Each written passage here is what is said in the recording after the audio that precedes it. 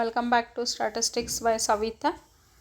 ಈಗ first unit ಟೆಸ್ಟಿಗೆ ಎಲ್ಲರೂ ಪ್ರಿಪೇರ್ ಆಗ್ತಿದ್ದೀರಾ ಅಂದ್ಕೊಳ್ತೀನಿ. ಈಗ ಫಸ್ಟ್ ಟೆಸ್ಟ್ಗೆ ಫಸ್ಟ್ ಇಂಟರ್ನಲ್ಸ್ ಅಂದರೆ first unit test PUC first year ಮತ್ತು ಸೆಕೆಂಡ್ ಇಯರು ಆಲ್ಮೋಸ್ಟ್ ನೆಕ್ಸ್ಟ್ ವೀಕಿಂದ ಸ್ಟಾರ್ಟ್ ಆಗುತ್ತೆ. ಇವಾಗ ಇದು ಟೆಸ್ಟನ್ನು ನಿಮಗೆ ಪ್ಯಾಟರ್ನು ನಾನು ಹಾಕಿದ್ದೆ ಇವಾಗ ಒಂದು ಪ್ರೀವಿಯಸ್ ವಿಡಿಯೋದಲ್ಲಿ ಏನೇನು ಪ್ಯಾಟರ್ನ್ ಇರುತ್ತೆ ಅಂತ ಹೇಳಿಬಿಟ್ಟು, ಮತ್ತು ಇಲ್ಲಿಗೆ ಒಂದು ಪ್ರಾಕ್ಟೀಸ್ ಪೇಪರ್ನ ಈ ವಿಡಿಯೋದಲ್ಲಿ ನಾನು ನಿಮಗೆ ಪ್ರಾಕ್ಟೀಸ್ ಪೇಪರ್ನ ಹೆಂಗಿರುತ್ತೆ ಕ್ವಶನ್ಸ್ ಯಾವ ರೀತಿ ಇರುತ್ತೆ ಅಂತ ಹೇಳಿಬಿಟ್ಟು ತೋರಿಸ್ತೀನಿ ನೋಡಿ. ಫಸ್ಟು ಸೆಕೆಂಡ್ ಇಯರ್ ತೋರಿಸ್ತೀನಿ, ಆಮೇಲೆ ಫಸ್ಟ್ ಇಯರ್ ತೋರಿಸ್ತೀನಂತೆ. ಈಗ ಸೆಕೆಂಡ್ ಇಯರಲ್ಲಿ ಆಲ್ಮೋಸ್ಟ್ ನಿಮಗೆ ಚಾಪ್ಟರ್ಸ್ ಫಸ್ಟ್ 3 ಚಾಪ್ಟರ್ಸ್ ಎಲ್ಲ ಕಡೆ ಇರೋದು. ಒಂದೊಂದು ಕಾಲೇಜಲ್ಲಿ ಮಾತ್ರ ಇಂಟರ್ಪೊಲೇಷನ್ ಆ್ಯಂಡ್ ಎಕ್ಸ್ಟ್ರಾಪೊಲೇಷನ್ ಅಂದರೆ 4 ಚಾಪ್ಟರ್ಸನ್ನ ಕನ್ಸಿಡರ್ ಮಾಡ್ತಾರೆ. ಲಾಸ್ಟ್ ಇಯರು ಕೂಡ 4 ಚಾಪ್ಟರ್ ಅಂದರೆ ಇಂಟರ್ಪೊಲೇಷನ್ ಕೂಡ ಅಲ್ಲಿ ಕನ್ಸಿಡರ್ ಆಗಿತ್ತು. ಬಟ್ ಈಗ ನಮ್ಗೆ ಸರ್ಕ್ಯುಲೇಟು ಟೀಮ್ ಸ್ಟಾಟಿಸ್ಟಿಕ್ಸಲ್ಲಿ ಬಂದಿದ್ದೇನಂತಂದರೆ ಫಸ್ಟ್ 3 ಚಾಪ್ಟರ್ಸು ಅಂತ.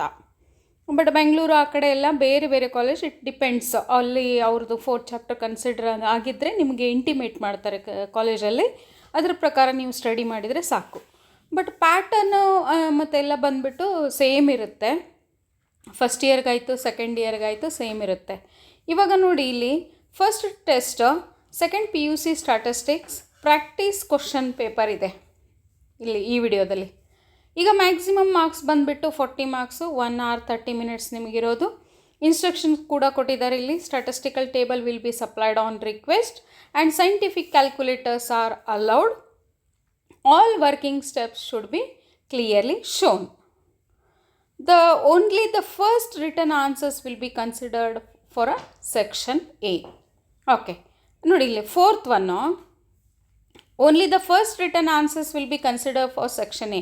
ಈಗ MCQ ಕ್ವಶನ್ ಇರೋದ್ರಿಂದ ಈಗ ನೀವು ಒಂದು ಪೇಜಲ್ಲಿ ಒಂದು ಆನ್ಸರು, ಸೆಕೆಂಡ್ ಪೇಜಲ್ಲಿ ಮತ್ತೊಂದು ಆನ್ಸರು ಬರೆದ್ರೆ ಅಲ್ಲಿ ಕನ್ಸಿಡರ್ ಮಾಡ್ತಾ ಇರೋದು ನಾವು ಒಂದೇ ಫಸ್ಟ್ ಆನ್ಸರ್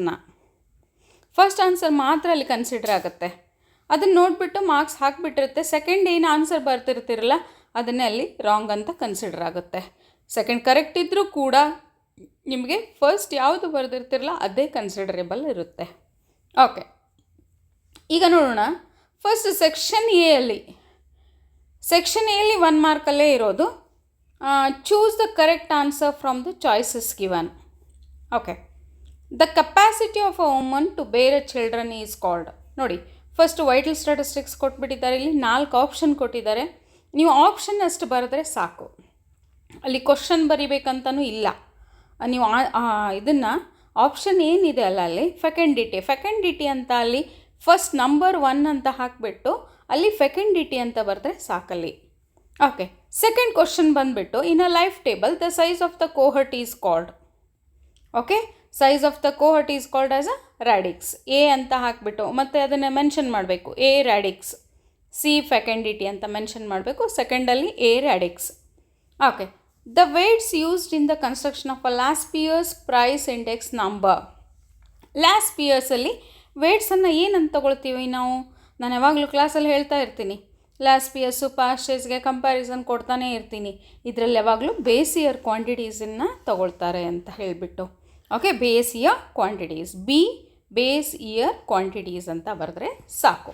ಇಲ್ಲಿ 3 ಕ್ವಶನ್ಗೆ ನಿಮಗೆ ಚಾಯ್ಸಸ್ ಬರಲ್ಲ. ಇಲ್ಲಿ ಆ್ಯನ್ಯುವಲ್ ಎಕ್ಸಾಮ್ಗೂ ಕೂಡ ಇಲ್ಲಿ ಚಾಯ್ಸಸ್ ಇರಲ್ಲ. Okay, 3 into 1 that's is equals to 3 marks.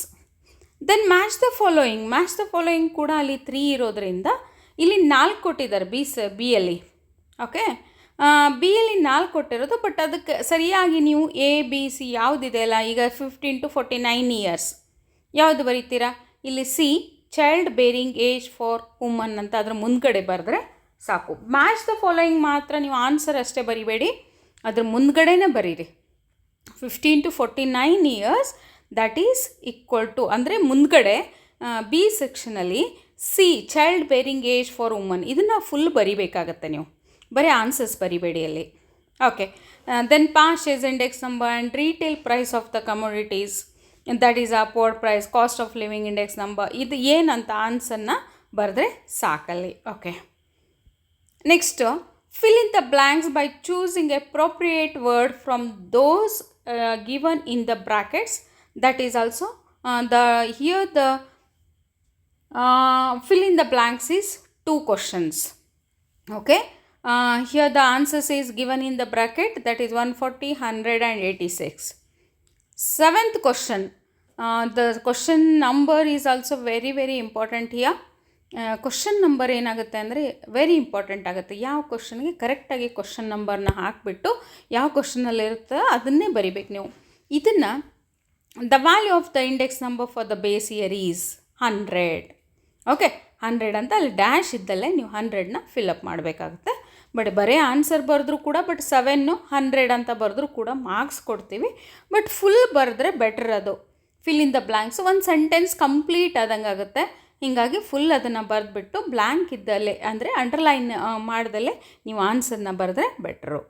Okay, next ನಾನು ಅಷ್ಟು ಕ್ವಶನ್ಗೆ ಆನ್ಸರ್ ಹೇಳಲ್ಲ, ಬಟ್ ಇಲ್ಲಿ ಹೆಂಗೆ ಬರೀಬೇಕು ಅಂತ ಹೇಳ್ತಾ ಇದ್ದೀನಿ ನಿಮಗಷ್ಟೇ. Next, answer the following question. ಹೌದಾ, 1 ಮಾರ್ಕಲ್ಲಿ ನೋಡಿ ಏನು ಚಾಯ್ಸಸ್ ಇಲ್ಲ. ನೀವು ಕಂಪ್ಲೀಟಾಗಿ 3 ಕ್ವಶನನ್ನು ಇಲ್ಲಿ ಅಟೆಂಪ್ಟ್ ಮಾಡಲೇಬೇಕು. 3 × 1 = 3. Mention 1 method of obtaining a vital statistics. ಯಾವುದಾದ್ರೂ ಒಂದು ಮೆಥಡ್ ಬರೀಬೇಕು ನೀವು. Registration method or census enumeration method, ಯಾವುದಾದ್ರೂ ಒಂದು ಮೆಥಡನ್ನು ಬರೀರಿ. What do you mean by a longevity in a life table? ಹೌದಾ, ಇಲ್ಲೊಂದು ಕ್ವಶನ್ ನೋಡಿ, ಇಲ್ಲಿ ಲಾಂಗಿವಿಟಿ ಕ್ವಶನ್ ಇಲ್ವಲ್ಲ ಇಲ್ಲಿ. Okay, longevity what do you mean by longevity ಡೆಫಿನಿಷನ್ನ ನೀವು ಬರೀಬೇಕಾಗತ್ತಲ್ಲಿ. ಮತ್ತು ಡಿಫೈನ್ ಟೈಮ್ ಸೀರೀಸ್ ಡೆಫಿನಿಷನ್ನ ಬರಿಬೇಕಾಗುತ್ತೆ. ಅಲ್ಲಿ ನೀವು 3 ಬರೆದಾಗ you are getting as a 3 × 1 = 3. ನೋಡಿ ಇಲ್ಲಿ ಸೆಕ್ಷನ್ ಎ ಅಲ್ಲಿ ಟೋಟಲ್ ಕ್ವಶನ್ ಬಂದುಬಿಟ್ಟು ಎಷ್ಟಾಯ್ತು ನಿಮ್ಮದು?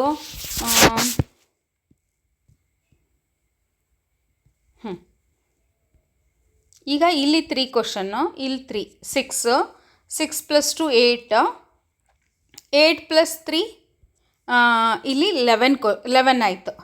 ಟೋಟಲ್ ಬಂದುಬಿಟ್ಟು ಇಲ್ಲಿ 11 ಆಯಿತು. Okay, 11.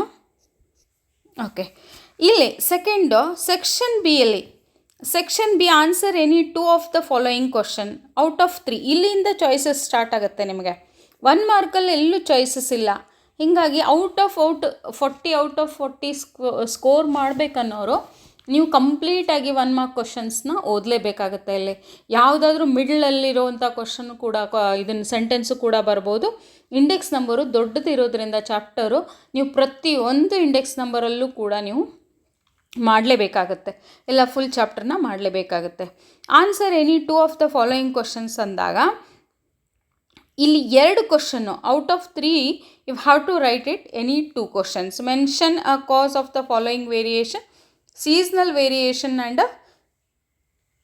Irregular variation. What are the causes? ಇಲ್ಲಂತೂ 2 ಫ್ಯಾಕ್ಟರ್ಸ್ ಬರುತ್ತೆ ನಿಮಗೆ. Customs, tradition and habits of the people and climate and weather conditions ಅಂತ ಬರುತ್ತೆ. ಇರ್ರೆಗ್ಯುಲರ್ ವೇರಿಯೇಷನಲ್ಲಿ ನಿಮಗೆ war, earth quick, famine, strikes ಇದೆಲ್ಲ ಬರುತ್ತೆ. ಅದನ್ನು ಬರಿಬೇಕಿಲ್ಲಿ. State the different phases of a business cycle ಅಂತ ಕೊಟ್ಟಿದ್ದಾರೆ.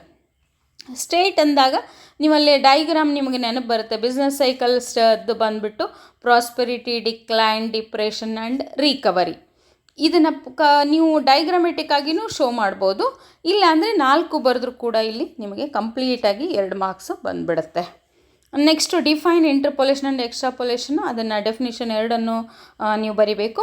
ಇದರಲ್ಲಿ 3ರಲ್ಲಿ 2 ಯಾವುದಾದ್ರೂ ಕ್ವಶನ್ನ ಅಟೆಂಪ್ಟ್ ಮಾಡಬೇಕು. ಫಸ್ಟ್ ಏನು ಮಾಡಿ ಅಂತಂದರೆ ಎಷ್ಟು ಕೊಟ್ಟಿರ್ತಾರಲ್ಲ ಅಷ್ಟನ್ನು ಅಟೆಂಪ್ಟ್ ಮಾಡಿಬಿಡಿ.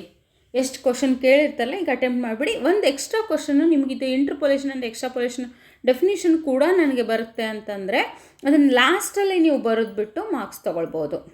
ಓಕೆ, ಇದು 11 + 4 ಟೋಟಲ್ ಎಷ್ಟು ಬಂದುಬಿಟ್ಟು section A and section B 15 marks ಆಯ್ತು ಇಲ್ಲಿ ನಿಮಗೆ.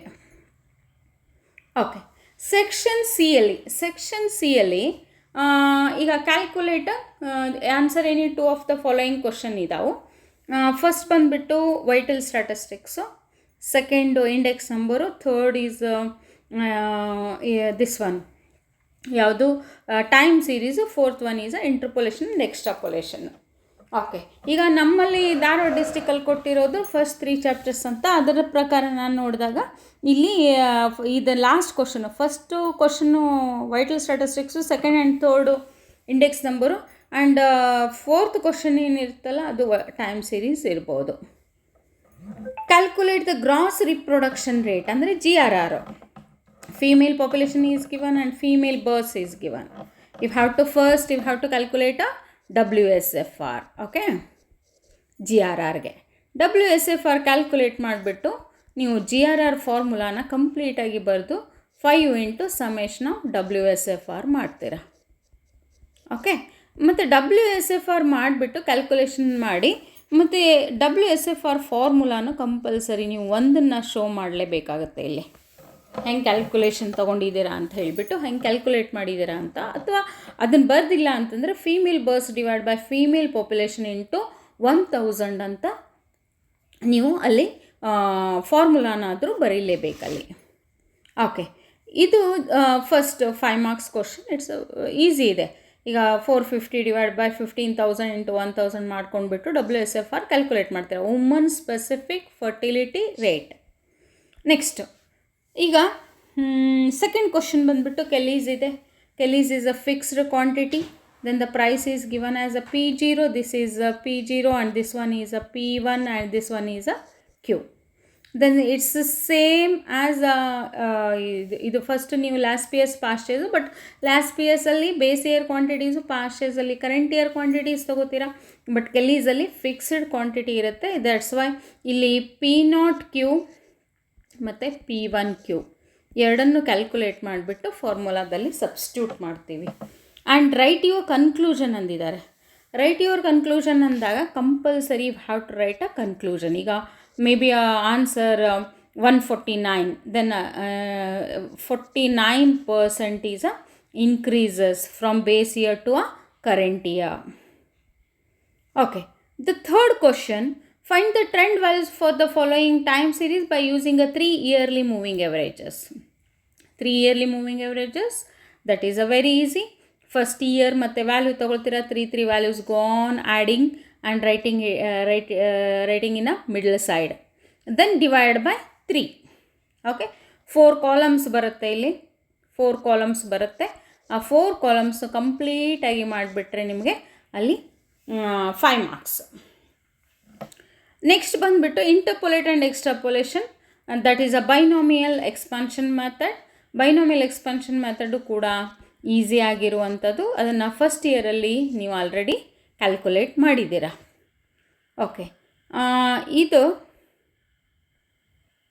4 ಕ್ವಶನ್ ಆಯಿತು. ಈಗ ಸೆಕ್ಷನ್ ಡಿಯಲ್ಲಿ, ಸೆಕ್ಷನ್ ಡಿ ಅಂತಿಲ್ಲ ಬಟ್ ಸೆಕ್ಷನ್ ಸಿ ಯಲ್ಲೇ ತೊಗೊಳ್ಬೋದು ಅದನ್ನು. POQ ಕ್ವಶನ್ನ first answer any one of the following question 1 into 5. 5 = 5. ಇಲ್ಲಿ ನಿಮಗೆ 5 ಮಾರ್ಕ್ಸಿಂದ 2 ಕ್ವಶನ್ ಬರೆಯೋದ್ರಿಂದ ಇಲ್ಲಿ 10 ಮಾರ್ಕ್ಸು, ಇಲ್ಲೊಂದು 5 ಮಾರ್ಕ್ಸ್ ಅಂದಾಗ ನಿಮಗೆ ಟೋಟಲ್ ಬಂದುಬಿಟ್ಟು ಇಲ್ಲಿ 15 ಮಾರ್ಕ್ಸ್ ಆಯಿತು. ಬೇಸ್ ಇಯರು, ಕರೆಂಟ್ ಇಯರು ಮತ್ತು weight. Family budget method, summation of WP divide by summation of W. Then you are calculating as a P calculate ಮಾಡ್ತೀರಾ. Next column WP. ಇದರಲ್ಲಿ ಯಾವುದು ನಿಮಗೆ ಟಫ್ ಅನಿಸುತ್ತಲ್ಲ, ಇದು ಯಾವುದು ಗೊತ್ತಾಗ್ತಿಲ್ಲ ಅಂತಂದರೆ ಅದನ್ನು ಕಮೆಂಟ್ ಮಾಡಿ, ಅದನ್ನು ಮಾಡಿ ತೋರಿಸ್ತೀನಂತೆ ನಾನು. ಓಕೆ, ನೆಕ್ಸ್ಟ್ ಬಂದುಬಿಟ್ಟು ಒಂದು ಫಿಟೆಸ್ಟ್ 8 ಲೈನ್ ಟ್ರೆಂಡ್, ಇದು ಯಾವುದು ಟೈಮ್ ಸೀರೀಸು ಇಲ್ಲಿ ಕೇಳಿದ್ದು. ಬಟ್ ನಮ್ಮ ಬೇರೆ ಡಿಸ್ಟಿಕಲ್ಲಿ ಫಸ್ಟ್ 3 ಚಾಪ್ಟರ್ಸ್ ಇದ್ದಾಗ ಇಲ್ಲೊಂದು ವೈಟಲ್ ಸ್ಟ್ಯಾಟಿಸ್ಟಿಕ್ಸು ಮತ್ತು ಒಂದು ಇಂಡೆಕ್ಸ್ ನಂಬರು ಕೂಡ ಅಲ್ಲಿ ಕೊಡ್ಬೋದು. ಓಕೆ, ಸೆಕ್ಷನ್ ಇಯಲ್ಲಿ answer any one of the following question, that is a standard population is given, calculating a STDR.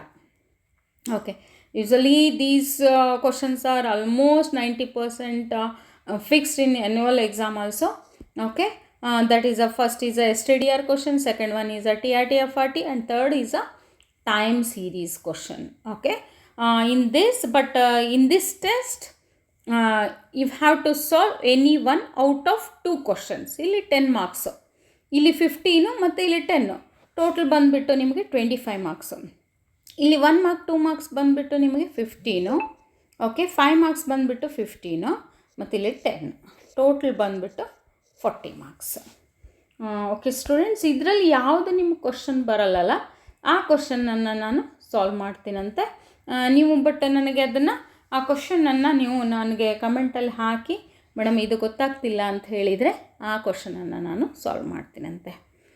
Okay students, thank you for watching the video. Subscribe ಮಾಡ್ಕೊಳ್ಳಿ, bell ಐಕಾನ್ನ press ಮಾಡ್ಕೊಳ್ಳಿ, ಯಾಕಂದರೆ ಇಲ್ಲಾಂದರೆ ನಿಮಗೆ ನೋಟಿಫಿಕೇಷನ್ ಬರಲ್ಲ. Okay, thank you.